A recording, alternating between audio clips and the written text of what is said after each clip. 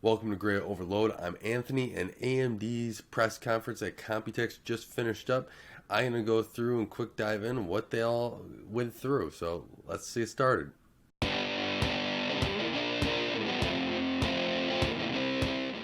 AMD's press conference was interesting.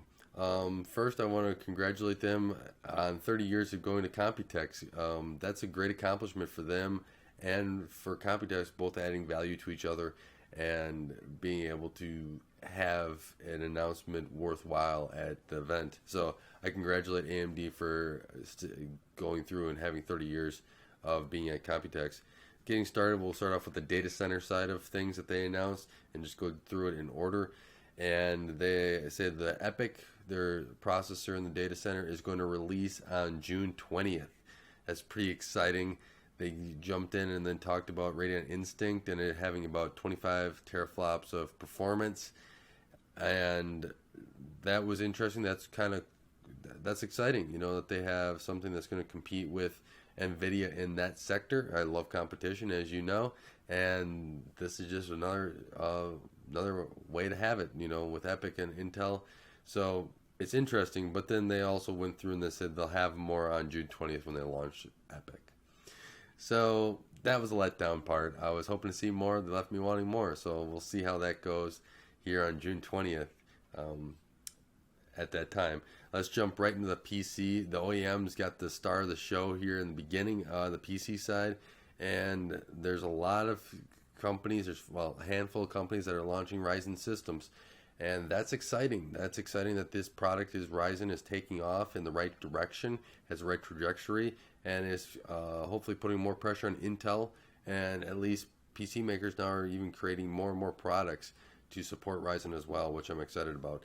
But Dell is going to have two all-in-ones. One of them is going to have the 8-core Ryzen processor in it. And you can also get a 580 in it with their Infinity display. And if you guys haven't seen Dell's Infinity display, I encourage you to go take a look.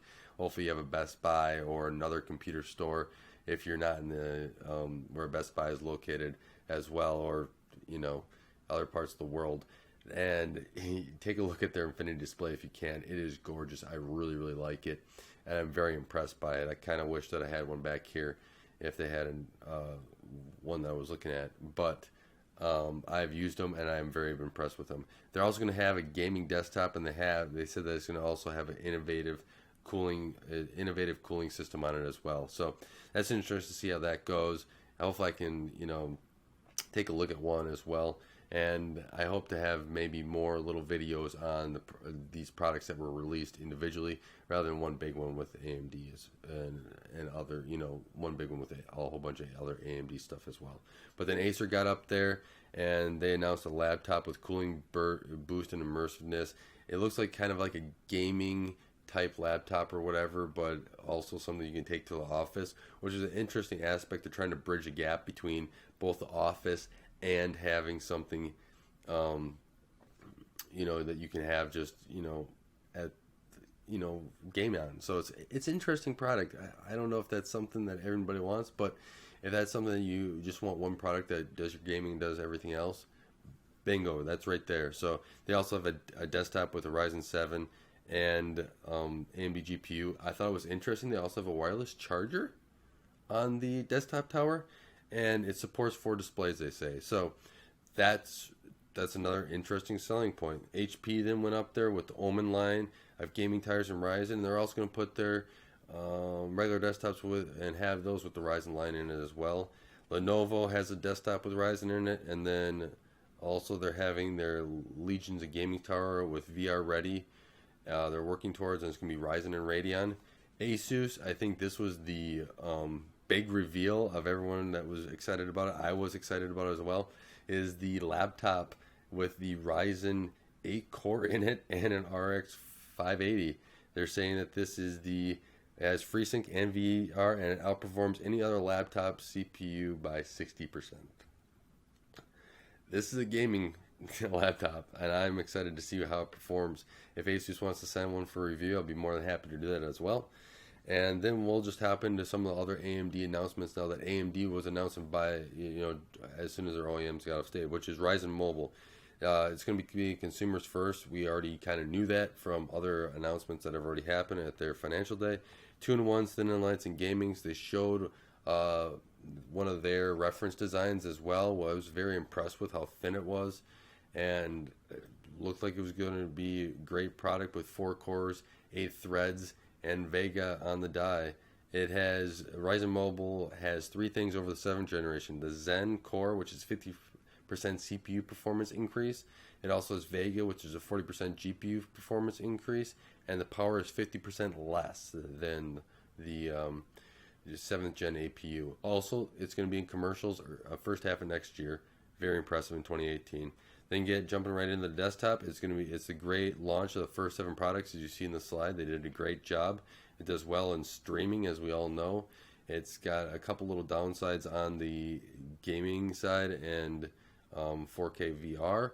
As you know, they're little what is it, like hexagon style thing. But you know what? It's impressive overall. And all Ryzen processors are going to be Oculus approved. So that is Ryzen 7 and Ryzen 5, as well as the upcoming Ryzen 3. They announced that is coming here, as well as we knew already from the FDA, the Financial Analysis Day. Then they got into ThreadRipper, and here's where some juicy information got out, and I'm excited for it. 16 cores, 32 threads, of course. As we know, 64 PCI 3.0 lanes on every CPU in the ThreadRipper line. That's awesome. That's one thing that Intel doesn't have on all their Extreme Edition lines, is all those PCI lanes, but AMD's coming out and saying it's on every single one. We're not eliminating it just because it's a processor with less cores. Then they're also supporting quad channel memory on every single processor. I like this as well. Great job doing that and making sure that's available. They're calling this the X399 chipset. So AMD, has the 3 line, like the 3, already there, 350, etc. What is it, 320 for A320 or whatever, and the 370 here that I have. So it's all in the 3 series, but it's kind of interesting, right? Intel has the 299 and AMD has the 399. What are they going to do with the next version, Intel or AMD? Who knows? Maybe Intel goes even, AMD goes odd. We don't know yet, but it'll be interesting to come out. And they said that this is going to be a summer release. So still no definite day, still no other varieties of what processors may be coming, but we have that. Then they touched on Vega a little bit. Vega had a whole 3 minutes, which I was very disappointed by. I was hoping that there were more, as you guys have seen what I expect video on RX Vega. And they said the Frontier Edition is launching June 27th is the day that I believe I wrote down correctly. And the RX Vega, so the Radeon RX Vega, not the Radeon Frontier Edition, but that is going to launch at the end of July at SIGGRAPH. So that's all we found out. They showed a little demo, but demos are demos. I want to see some numbers and see some more performance on single GPU, etc. And that's all there was. So I thank you for watching. Let me know if you were disappointed just as I was once it got to the end of RX Vega. Kind of got excited about ThreadRipper and some other releases, but I wanted some more definite details. But let me know what you guys think. I enjoy the comments, especially as we grow this channel. They're fun to read, and they provide valuable information, especially for me and hopefully other people as well. So thanks again for stopping by. Thanks for watching Gray Overload. If you like this content, be sure to subscribe, and don't forget to follow me on Twitter at Gray Overload.